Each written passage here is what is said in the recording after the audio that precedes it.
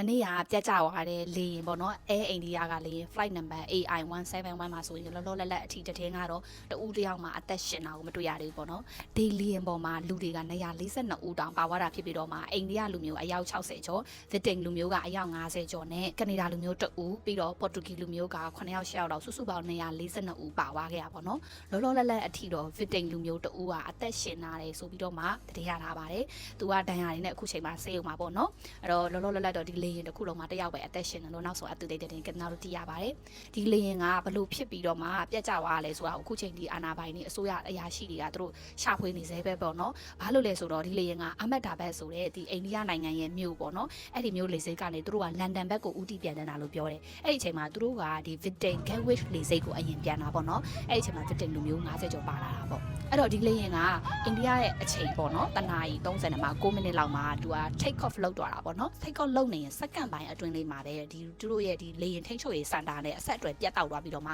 မေဒေးဆိုတဲ့အတန်တစ်ခုပဲသူတို့နောက်ဆုံးကြားလိုက်တယ်အဲ့နောက်မှာအဲ့ဒီလေရင်ကအောက်ကိုထိုးဆင်းသွားခဲ့တာပေါ့နော်သူထိုးဆင်းသွားတဲ့နေရာကတော့လူနေရက်ကွက်တစ်ခုဖြစ်ပြီးတော့မှအဲ့ဒီရက်ကွက်ထဲမှာဆိုရင်ဆေးချောင်းအဆောင်ကြီးပေါ်တက်တိတ်ထိုးပြီးတော့မှဆင်းသွားတာပေါ့နော်အဲ့ဆေးချောင်းအဆောင်မှာဆိုရင်ဆေးချောင်းသားတွေလည်းအများကြီးရှိပြီးတော့ဆရာဝန်မတွေလည်းရှိရပေါ့နော်အဲ့ဒီထဲမှာဆေးချောင်းသား9ယောက်နဲ့ဆရာဝန်မမိန်းကလေးပေါ့နော်တယောက်တိတ်ဆုံးသွားခဲ့တယ်ပေါ့နော်လူအယောက်60လောက်ဒီအဆောက်အုံထဲမှာဒီတိုင်းထိုင်နေလူတွေကဒဏ်ရာရရှိခဲ့တာပေါ့နော်ဒီလောလောဆယ်တော့လေရင်ပေါ်မှာပါသွားတဲ့142ဦးထဲမှာတယောက်ပဲအသက်ရှင်ခဲ့တာဖြစ်တဲ့အတွက်အိန္ဒိယရဲ့လေရင်ပြတ်ကျမှုတမိုင်းတစ်လျှောက်မှာလူတင်မှုအများဆုံးကိစ္စဖြစ်လာခဲ့တာပေါ့နော်အိန္ဒိယကအိန္ဒိယပေါ့နော်သူက2010ခုနှစ်တုန်းကလည်းလေရင်တစ်ခါပြတ်ကျပူပါတယ်တဲ့အဲ့တုန်းကလည်းလူအယောက်150ကျော်တေးခဲ့ပြီးတော့မှအိန္ဒိယရဲ့တမိုင်းတစ်လျှောက်မှာလုံးဝလူတင်မှုအများဆုံးလေရင်ပြတ်ကျမှုဖြစ်ခဲ့တာအဲ့ဒါ2010တုန်းကအခု2025မှာအဲ့ထက်ပိုလူတင်မှုများတဲ့လေရင်ပြတ်ကျမှုနောက်တစ်ခုဖြစ်ခဲ့တာပေါ့နော်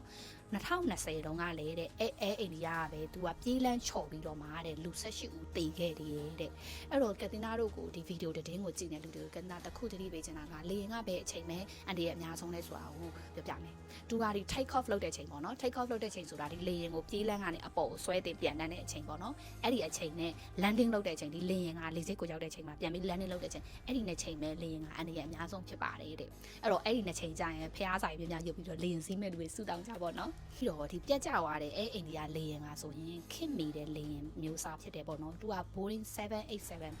Dreamliner အမျိုးအစားပေါ့ပြောရမယ်ဆိုရင်တော့လုံးဝ